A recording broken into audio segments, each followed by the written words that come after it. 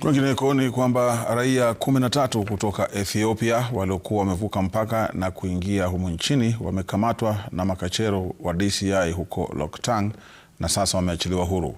Watuhumiwa hao walikuwa wameandamana na watoto wao wakilenga kuwaleta kusomea katika shule moja ya kimataifa mjini Lodwar, na kabla kufika Lodwar wakakamatwa kwa kosa la kuwemo humu nchini bila stakabadhi zozote. Waliachiliwa baada ya kuthibitishwa kuwa walikuwa raia wa Ethiopia na wala sio kutoka Eritrea.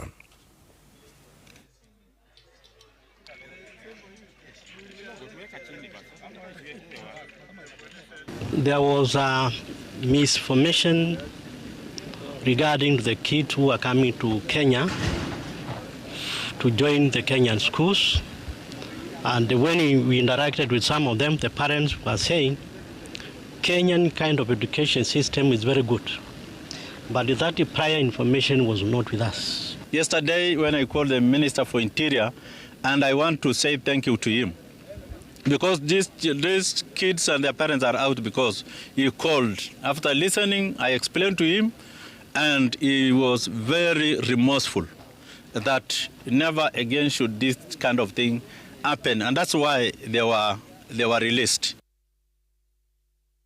Kutoka kaunti namba 23 turejee hapa kaunti namba 47. Studioni mimi napata fursa ya kumeza mate kidogo.